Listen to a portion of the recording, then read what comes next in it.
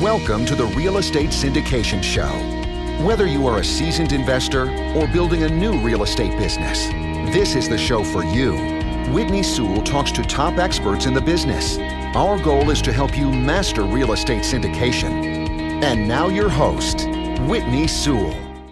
Are you a new or experienced investor wanting to learn how to have a successful syndication business? Learn from the nation's leading syndication expert, my friend, Whitney Sewell Chopra. He has created a multifamily academy where you will learn everything about deal analyzing to selecting emerging markets, managing assets, and much more. In the academy, you'll find over 500 lectures and templates to help you run a successful syndication business. Your membership also gives you access to Vinny every Wednesday through masterminding and coaching calls.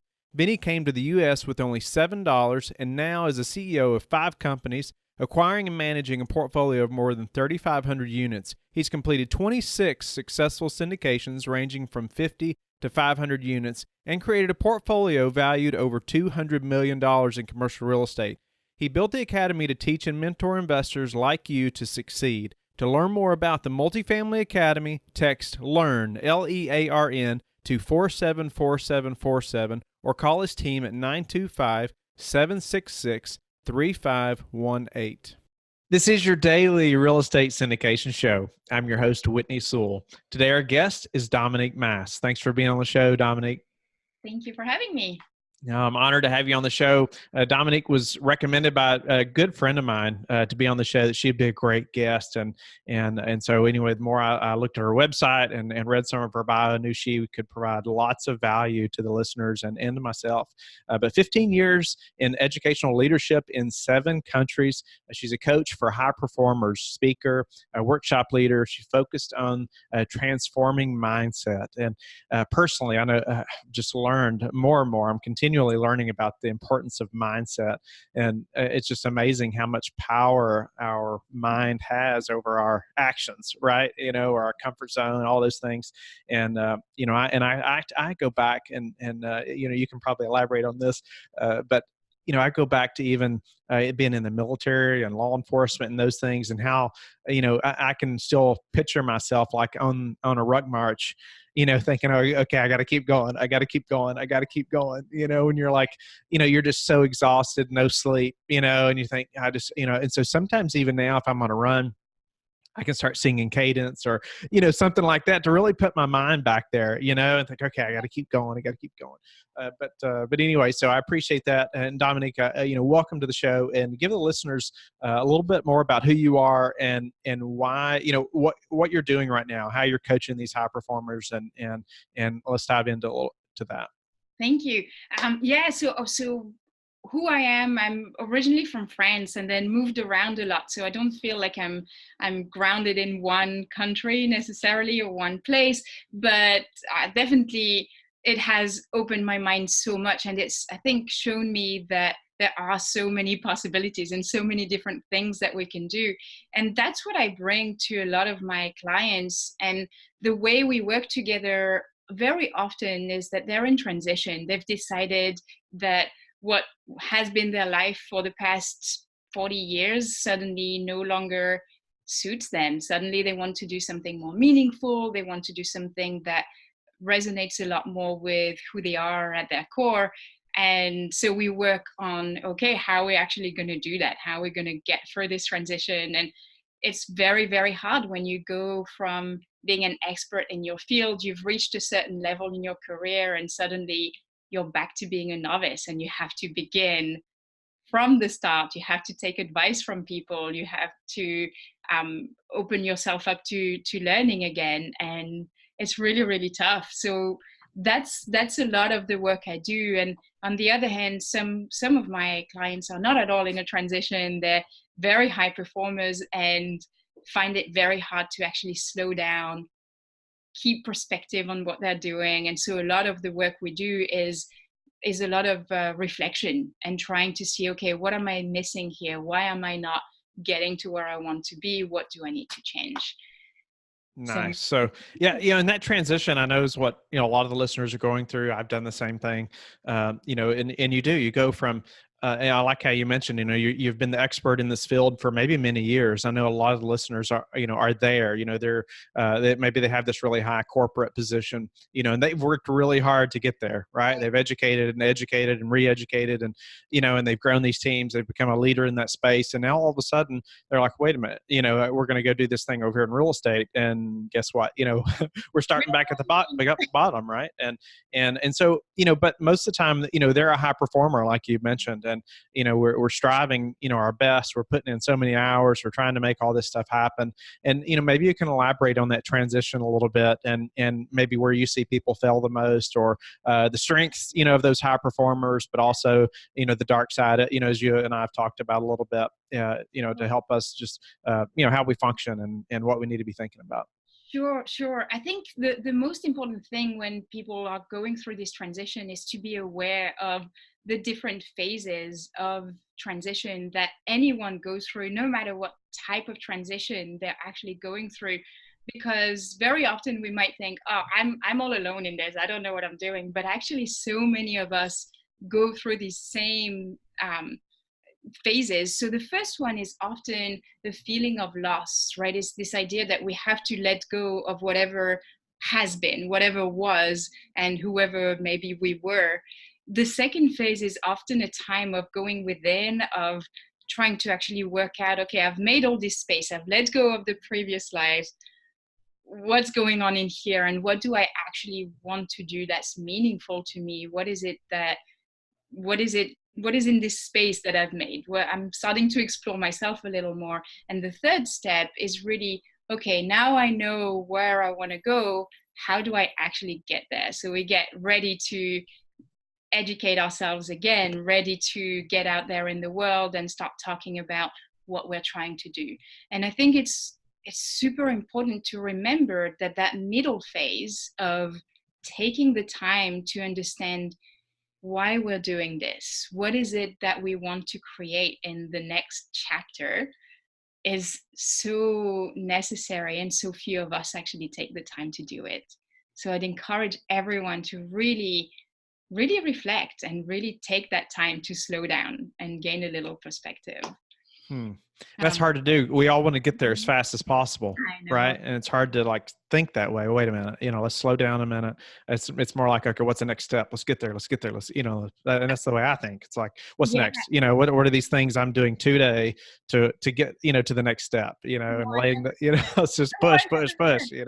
And that's that's exactly the thing with high performers, right? Is that we're so used to getting results really, really fast, that to actually take a step back, it's counterintuitive. It creates so much anxiety. It's so difficult.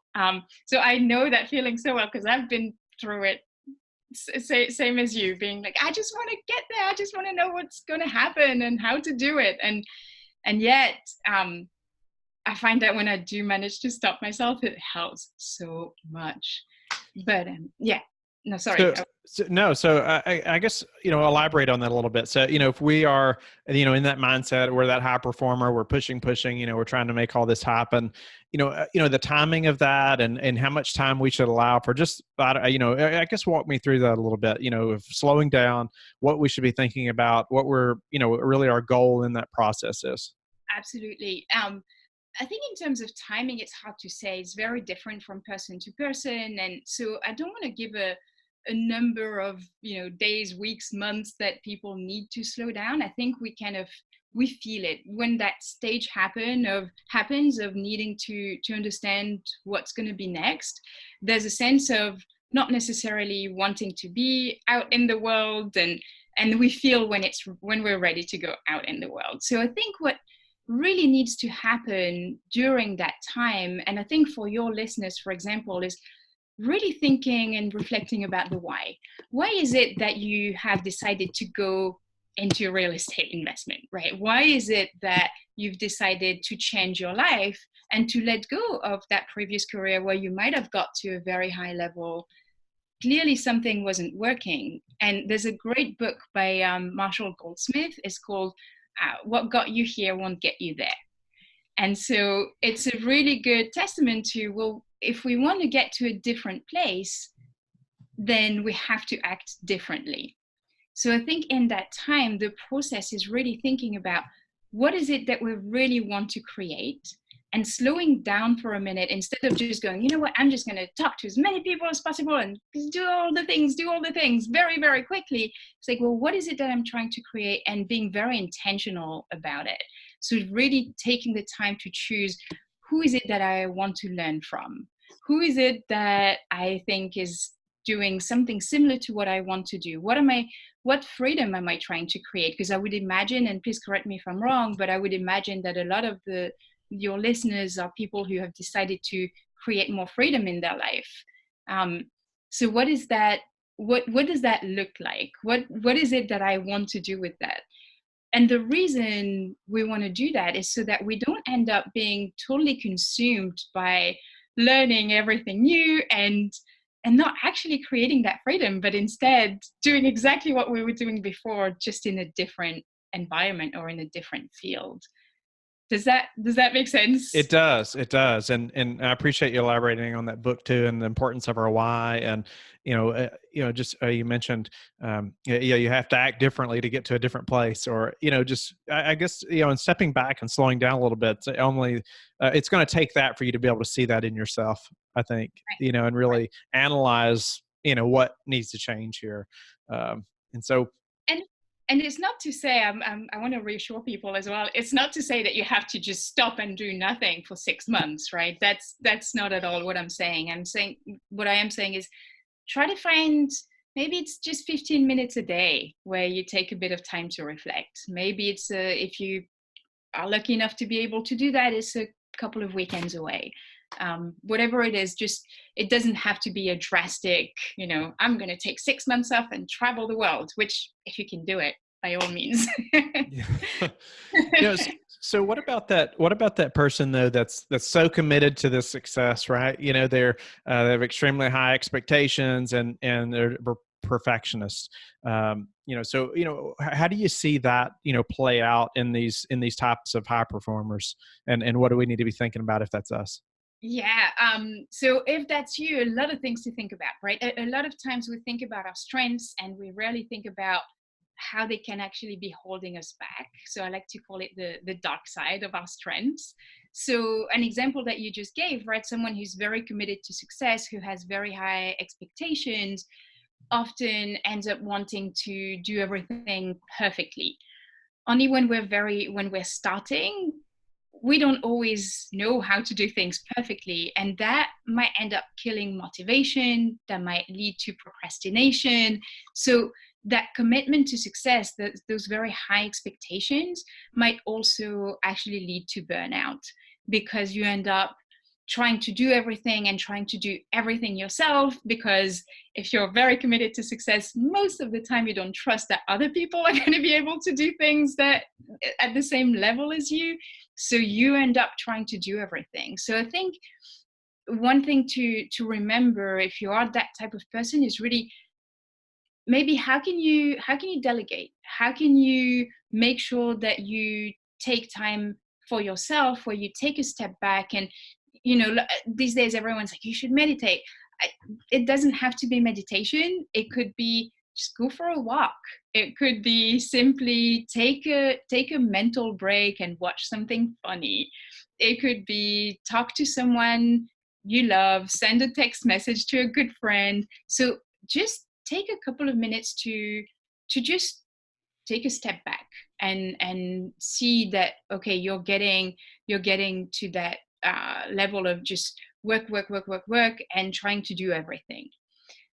Another thing that I see a lot in high performers is that a lot of people have they have tremendous capacity for everything, basically. So they have tremendous capacity for work, they have tremendous capacity for their family, and that sort of people that most other people look at and say, how does she do it? How does he do it? They do everything. And so what happens with these people is they function very well in in the gray zone, right? If you're training as an athlete, there's your performance, your peak performance zone, and then your recovery zone. But high performers tend to function very well in the in between, so they can go for a very long time. Unfortunately, what that means is that they actually miss out on getting to their peak performance because they don't take enough recovery time. So another thing to be very mindful of is look at your calendar, excuse me, look at how you've spent your time, and are you actually allowing yourself recovery time so that you can function at your highest level, so that you can perform at your highest level. So that's a really good way to do that, is just for maybe a week or so, and I get a lot of my clients to do that.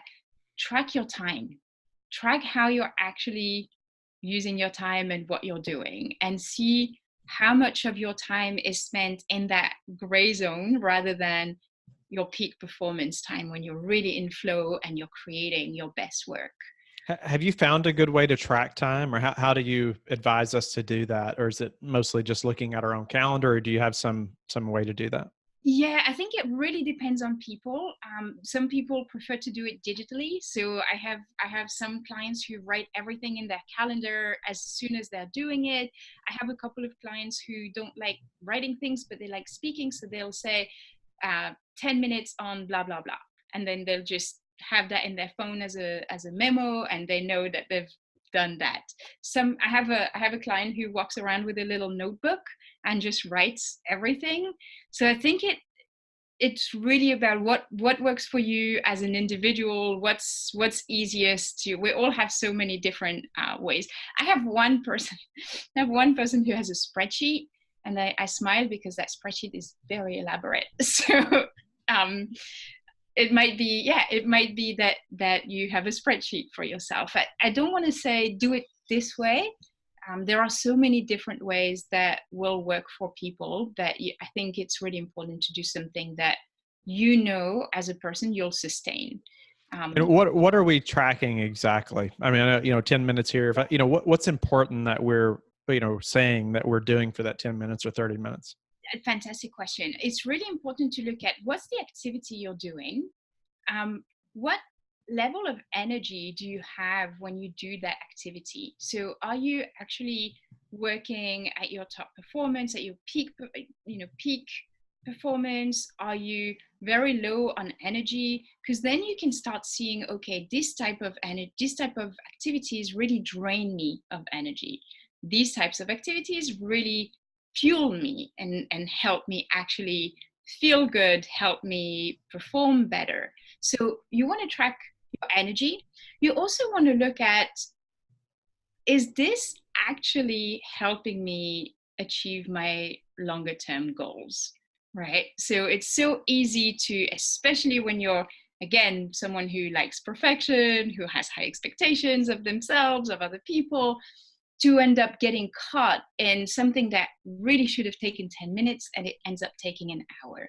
So was it really worth spending that hour on that activity? So how much of that time is actually helping you to work towards your bigger goals, and what could you have cut down on to make sure that that time was actually allocated to working on your bigger goal?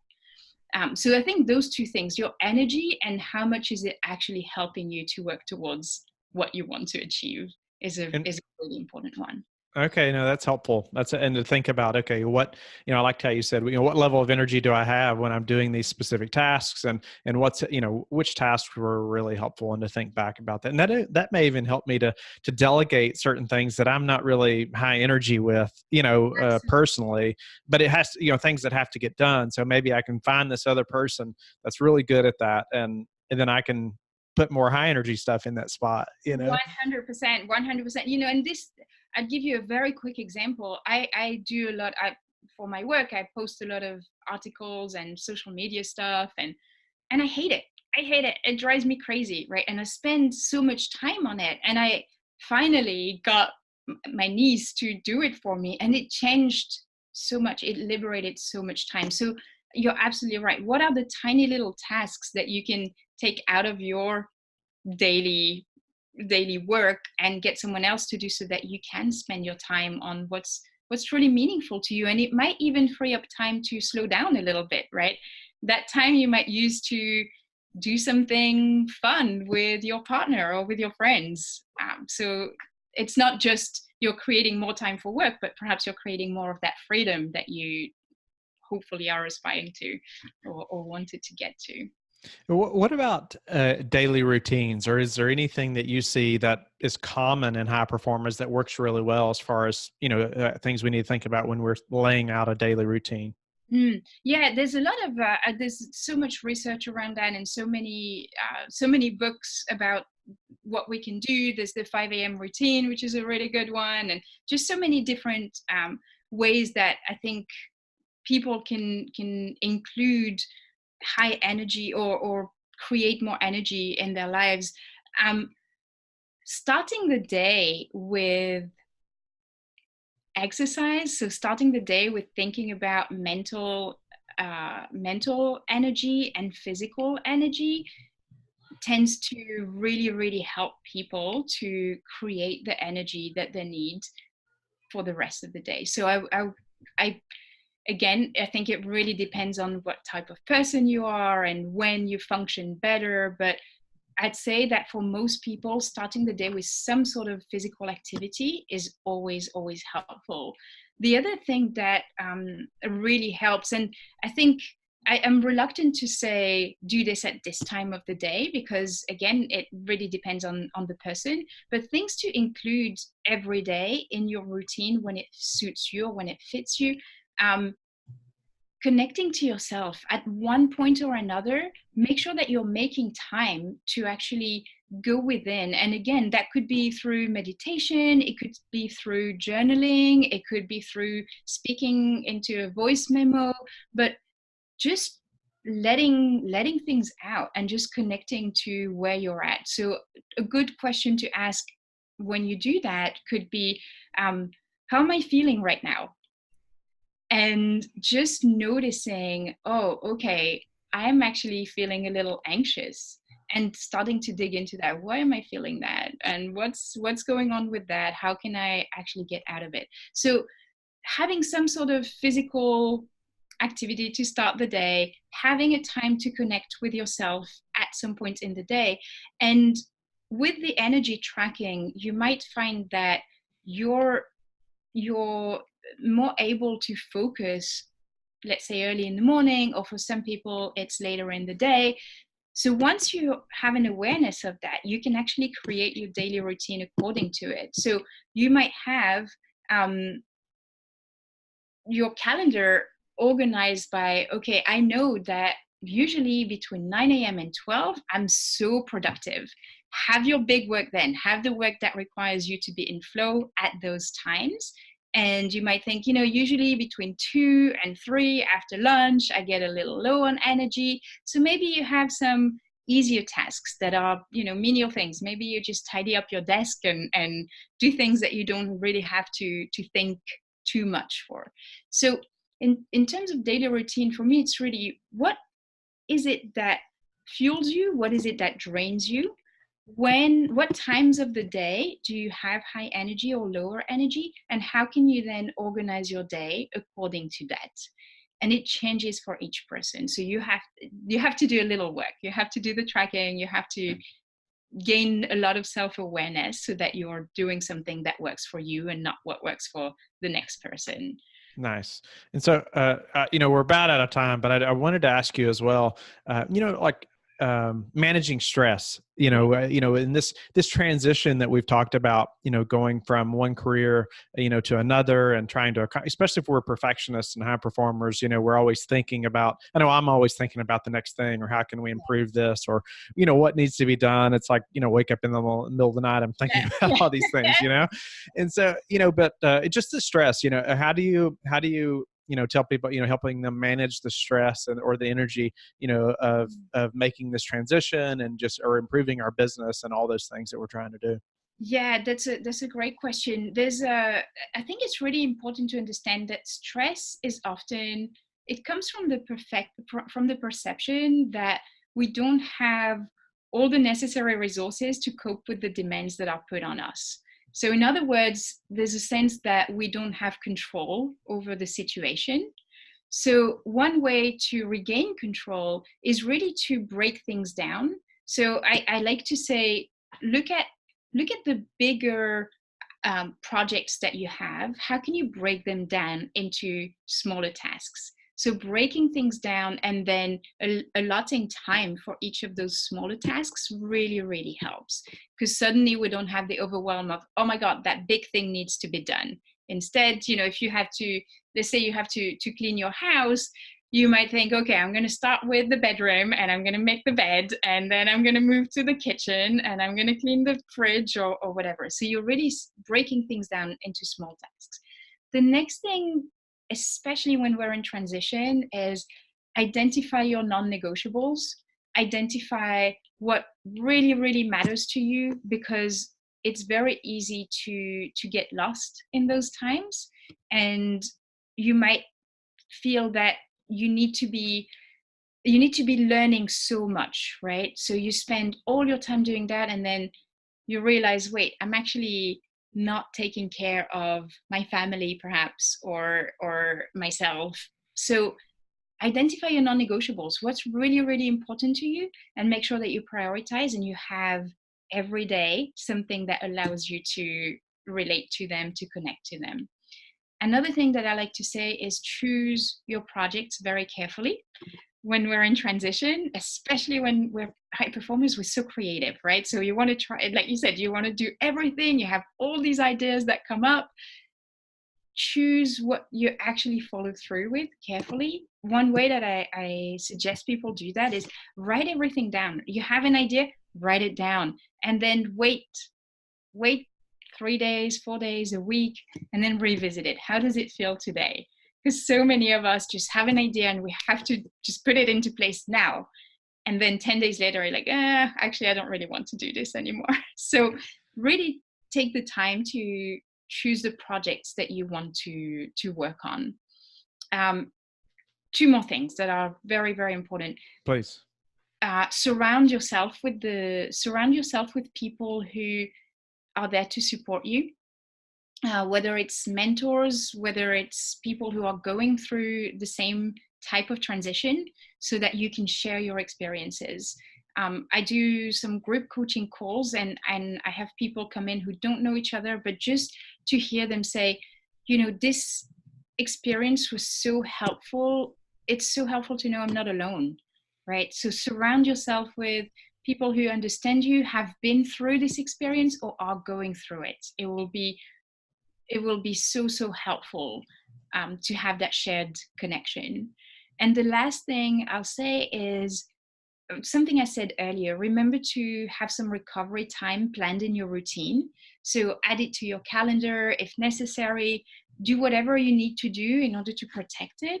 Set some boundaries for yourself, but create that recovery time, whether it looks like doing exercise, taking time for yourself, hanging out with friends, whatever it is, but create that recovery time for yourself. Should that be a portion of a daily thing, or is that more like a weekly thing, or how do you see that? I think you definitely need to include it in your daily routine. And once again, right, when I say that, people say, oh, but I can't do that every day. It doesn't have to be a big thing, right? It doesn't have to be a big hoo-ha. Maybe it's just a 10-minute walk, and everyone can do that. When people say, oh, I can't do that, I say, no, you won't do that. It's very different. You're choosing not to do that. Everyone can do a 10-minute walk. Yeah.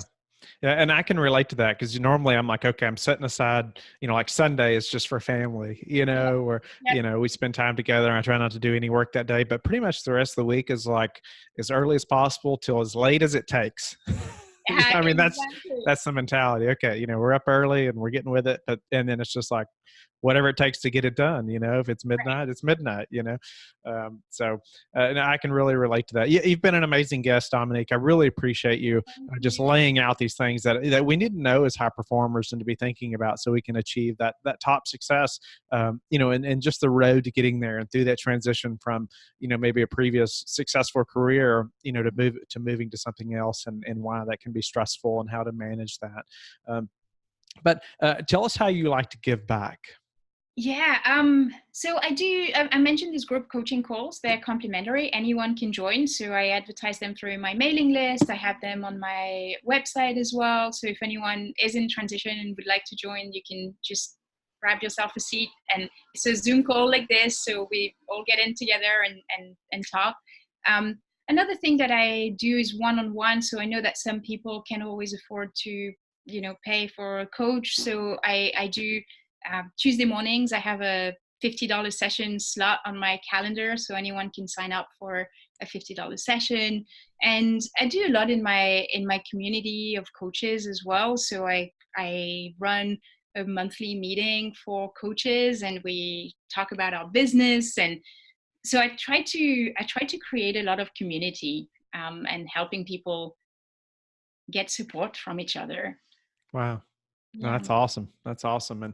And tell the listeners though, exactly how they can get in touch with you and learn more about, this coaching program. And it's awesome though. The Zoom call you're talking about, the group, what did you call that? The group mentoring, or yeah. That's amazing. And then this, how they can sign up for that call with you as well. And so, but tell them how they can learn more about that, get to your website and connect with you. Yeah, my website is nice and easy. It's my name, dominiquemas.com. So you can just join in on there. There's a page for events. So on that page, you can sign up for any of these group coaching calls. If you're in New York City, I do little group coaching sessions in the park, which are a lot of fun as well. We just hang out in Central Park and get coached. It's always great. Also, another thing that I am planning on doing, should start in January 2020, is a group coaching program. So that's going to be a longer one. But I think the easiest thing to do is get to my website. From there, you can also book a complimentary call, so we can see if we might want to work together, and we take some time to get deep into who you are, what it is that you'd like to work on, and whether I can actually support you with it. So that's free as well. So anyone can book that on my website. Thank you for listening to the Real Estate Syndication Show, brought to you by Life Bridge Capital. Life Bridge Capital works with investors nationwide to invest in real estate, while also donating 50% of its profits to assist parents who are committing to adoption. Life Bridge Capital, making a difference, one investor and one child at a time. Connect online at www.lifebridgecapital.com for free material and videos to further your success.